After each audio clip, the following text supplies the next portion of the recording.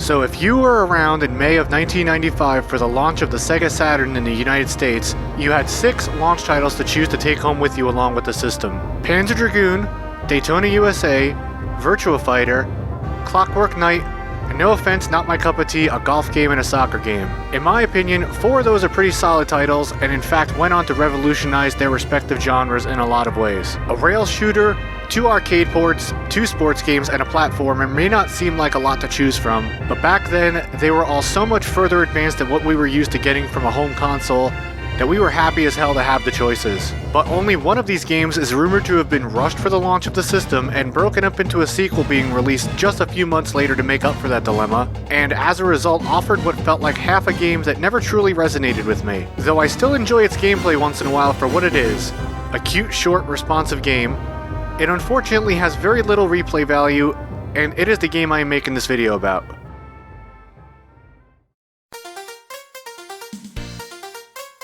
Sorry buddy, but it's you, Clockwork Knight. Despite that, the things the game does well I feel are worth talking about. For instance, even though it may appear a bit hokey and heavy-handed with its Toy Story motif, this was groundbreaking at the time. Not so much in the 2D rendered 3D sprites because that had been done before in games like Donkey Kong Country and others I believe, but more so in the 3D backgrounds that seemed to have a life of their own besides what was taking place in the foreground. There are times where enemies come from the background to attack you, but they are too few and far between, and I wish that had been more present in this game. And I feel if they would have tried to incorporate just a little bit more of that aspect in it, this game would have been better overall. As far as the gameplay goes, even when recently playing it, I found Clockwork Knight surprisingly responsive. There's not much to choose from in the way of attacks. A standard attack with the key or a spinning attack, or throwing items or enemies is all you have to defend yourself, but when it comes to these guys, that's really all you need. The animations for our character look really good too, and express his personality nicely. Whether it be his run cycle or his jumping animation, they're fun to look at. You're not going to get to enjoy these qualities for very long though, because another thing about Clockwork Knight that is not the greatest is its length. It is a very short game.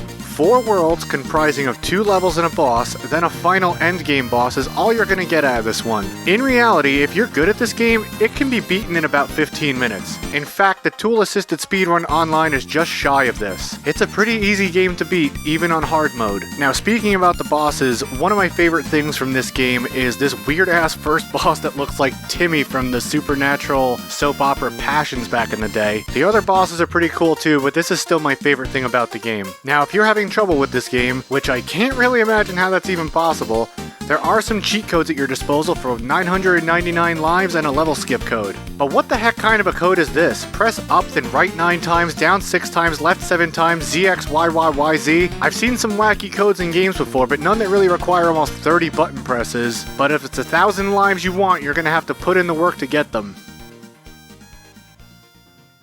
Another thing that Clockwork Knight does fairly well is its music. Even though its calypso salsa style doesn't really get me super excited, it's done well and is pretty fun to listen to. My favorite music in the game by far is the boss theme, maybe because it sounds a lot like Hammer Smashed Face from Cannibal Corpse of all things.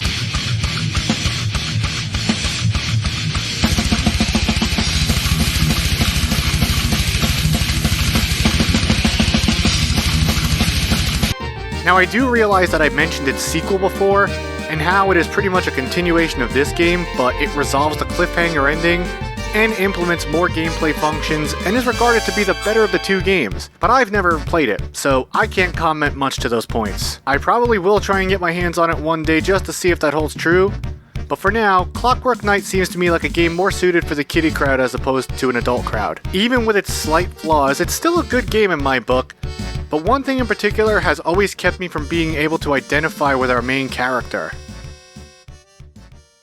What the fuck kind of a name is Pepper-a-Chow?